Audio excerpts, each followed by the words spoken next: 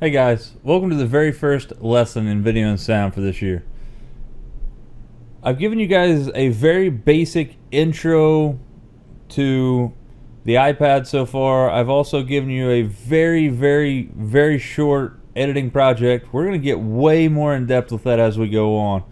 However, when we start editing video and putting these projects together, we have to have some knowledge that is basically builds a foundation for us to understand what we're actually doing when we build these videos. So today we're going to look at how digital imagery, like digital video as opposed to analog, what's the differences, when it was created, and all the different things like frame rates. We're going to talk about resolution. We're going to talk about a few things in this lesson. There are some pretty technical terms here. First thing that I want you to understand is to not get overwhelmed. Some of this stuff is going to be over your head, and it's designed to be. We're not going to get this deep into videography or digital video in this class. However, we're building a knowledge base right now so we can actually do our job as videographers a lot better. So let's get into it. So given here, we're going to be talking about video compression, which is going to be taking the video that you shoot and making it really small so you can, one, burn it onto DVDs, you can put it on Blu-rays, you can put it across the internet, you can stream it. There's a lot of different things that we can do there. But we're going to look at what I'm talking about as far as video compression. So very first and foremost, let's think about how digital videography or digital photography started back in the day. Well, in the 1960s, NASA, as you guys know, is the space exploration organization there. So they started working with digital imagery in the 1960s. Space probes required signals. Signals converted to images, and other government sectors began to use the technology. So, the space probes, they would take these digital photographs and they would transmit them back to Earth, and that's how we saw photographs of outer space. So, we can thank NASA for having digital photography as a whole. We've had, analog photography for a long time. However, the digital side of things is what we're going to be using in this classroom 100% of the time. When they started introducing it to you and I, the consumer, or not big corporations using it, the consumer using it, like people like you and I again, it was introduced in the market in the mid-1970s, which is obviously way before any of us were born. But there's a company called Kodak, and Kodak, I'm sure you're well aware or have heard of the name Kodak. They are a camera company that come up with a film, and the person that owned Kodak that created this his name was George Eastman. So we could thank George Eastman for even photography as analog photography. Even before analog or digital stuff, we were working with analog stuff, which I'm going to show you some in this actual presentation. But George Eastman created a Kodak film, which we're going to look at a photo here in just a second of basically how it's comprised. And then it basically started building this, this snowball effect that we went from analog photography into videography and a few other things. Now we're in digital videography and photography worlds, which is pretty amazing. Basically what it did was what the camera did, or this film that Kodak had, they also had a solid state image sensor. So the difference between an analog photo and a digital photo is that this film I'm talking about, in the analog world, it would actually open up what's known as a shutter to let light in, and light would actually be like, it would almost like burn itself into that film. It wouldn't burn it like chemically. It would just allow more light to be present onto those certain areas of the film, and it would create a negative image, which we'll get into in just a second. But now Kodak has come up with this digital solid state image sensor. So instead of having film there, you have this little sensor that basically acts as film for the camera. 1986, a megapixel sensing unit capturing 1.4 million pixels was invented. So you think 1.4 million pixels. That's 1986, that's a 1 megapixel camera. Now some cameras are 25 to 30 to 40 megapixel cameras. And they are, phenomenal quality. Analog versus digital. So we're talking about hardware here when we talk about analog versus digital. Analog is the old stuff. Again, it was, it used film. It then let light into that film at a desired time, the film is photosensitive, meaning that if you let light in on it, it would actually just it would develop the, or not develop the film, but it would cause the film to be totally exposed, which means it would turn all the film white. So what happened was, on the analog camera, it would open up the shutter for a certain amount of time, let light in through the lens, and it would actually be like presented onto the film, which would create a negative image, which we'll talk about how that was actually done in just a second.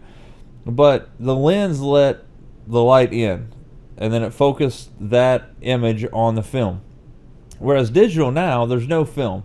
The shutter is a mechanical shutter. It opens and closes just like a normal shutter would on an analog camera, but the difference is that the light gets put in on a sensor and not film. And also, the digital camera world, the great thing about it is that with the new lenses and the new technology is that you don't have to be an expert photographer or videographer to actually make decent films. In this class, we're going to be talking about how to become that expert of that, but you know, anybody can take a really nice digital camera anymore, go out, shoot some video or take a photograph, and be more than happy with it. That's because the processors that are in the newer cameras are really great, as well as the lenses allow it to actually fix the focus and everything itself. Basically, it overrides a fixed manual focus and lets the camera lens pick out what it thinks is the best.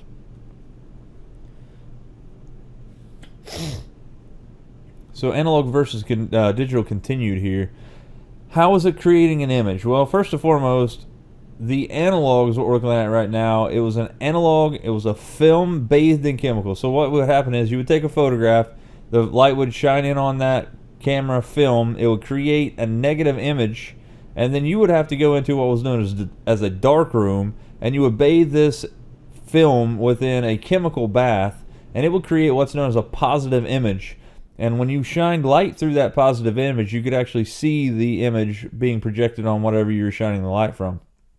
If you look there on the right hand side, you see all of the layers there of a black and white film layer. So you can see a bunch of different things there. There's a gelatin protective coating on both sides, anti-curl backing, which caused it to not curl within your camera. The film base right there is actually what the light shines in on and actually exposes that film to light and creates an image. Digital, what happens is that light shines in on that sensor. The sensor sends that interpretation of what it thinks the image is to the processor, and the processor outputs the image that you've just taken. There's no film involved at all. One of the biggest, advantages of that is that once you buy a digital camera, you potentially don't have to buy anything else for the remainder of the camera's life. Sure, you may have to buy some batteries or different accessories that you like, maybe a microphone or a tripod, or maybe some new lenses, but as long as the camera stays good, you should have a camera for the lifetime of it. Obviously, the newer, better cameras are going to be better, obviously, so maybe you want to upgrade soon or later, but you wouldn't have to. Just gives you the option that once you buy that, you don't have to buy film and everything. It just is, you buy the camera right out front, and then that's pretty much the only cost you have to buy, incur, unless you actually just want to upgrade or buy some accessories. So on this photo right here, on the left-hand side, we have an analog photo, whereas on the right-hand side, we see a digital photo. The difference here is, as you can tell, on the left-hand side, it's very blurry on the left, and it's really sharp and clear on the right-hand side. The right-hand side there gives us the option to see that the digital option is better, but you're going to pay more for it. However, an analog camera with film is going to be a cheaper route in the beginning. So you're going to buy a cheaper camera, but you're going to have to buy film. You're going to have to pay somebody to develop it, or if you have a dark room, you can develop your lens or your film at your own pace or at your own house. But who wants to do that, really? So the digital world actually allows you and I to build better photographs and video. So you may be thinking, Mr. Waller, we're in video and sound right now. Why are we talking about photographs? Or what are we talking about cameras that take still images and not video? We're going to get into that in just a second. So frame rate. Frame rate is how many images are actually played on the screen or on your device at one given time. Frame rate is nothing more, like if you think about a video is nothing more than a sequence of photographs played in a very, very, very quick rate. 15 frames per second, FPS, frames per second, is how frame rate is actually measured. So as a human, we can only see 15 frames per second as true motion. So if you think about one of the old flip books that you may have drawn when you were a kid, that you draw like a stick figure and then you flip over to the next page and you draw that stick figure doing something else. Then when you flip back through it, you would see that stick figure actually work through the progression that you made, the animation. With video, it is the exact same way. So you have 15 frames per second coming up on the screen. Our brain perceives that as motion. If it's less than that, it just looks like still images coming up there. You don't see the actual motion.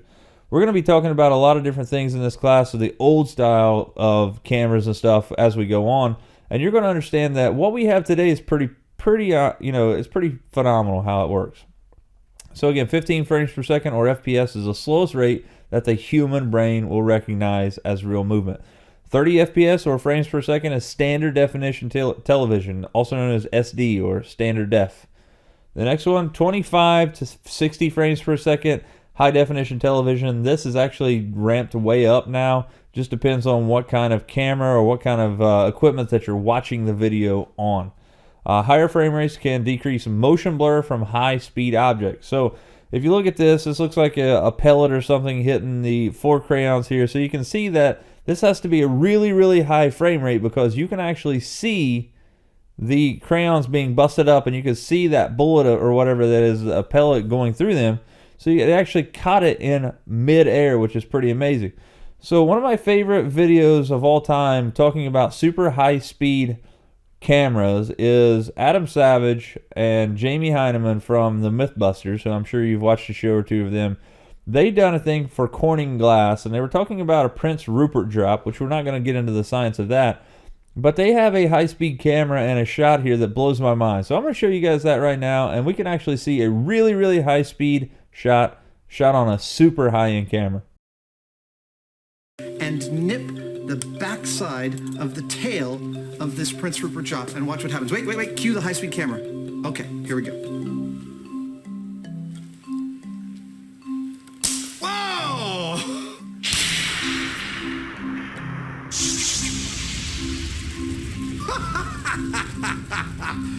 That was even cooler than I thought it would be. So you can see there, that shot is pretty amazing. What you see there is a really high-end, high-speed camera. You hear Jamie say, cue the high-speed camera. That means somebody has actually pressed record on the high-speed camera, and it was actually capturing 100,000 frames per second. So every 1,000 or 1,000, one second, one full second there, it was actually putting 100,000 still images to a hard drive or to some form of storage device, which is crazy. But you can see every little glass shard coming off of that Prince Rupert drop. Pretty daggone amazing. And again, so the higher the frame rate, bigger the file rates, or bigger the file sizes are going to be. We're going to get into that in just a second. So pixels and color depth. So a photo or a video is nothing more than a group of dots called pixels, P-I-X-E-L, pixels. And every frame of a video is a bitmap image, or a still image, that is comprised of raster pixels, which means it's nothing more than a dot of color. One color and another color, it's like a big grid pattern of dots that will create a color.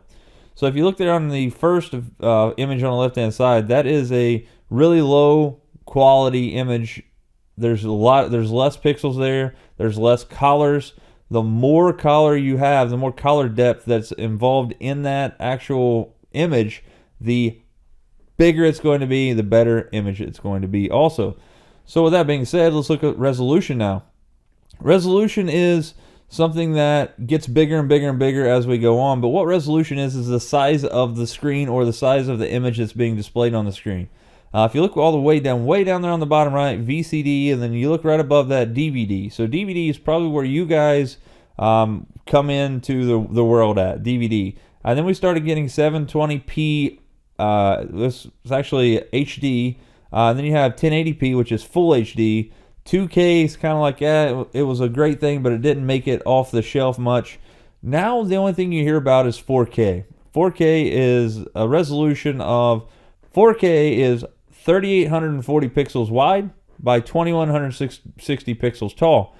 So the more pixels you add, the better the color depth, the better quality photo you're going to get, the better video that you're going to get after that. Notice that there's 4K, 6K, there's even 8, 10, and 12K right now. And the cameras that shoot even 4K are really expensive. You look at 6K and 8K, they are astronomical, anywhere $5, $10, $15, $20,000 a piece.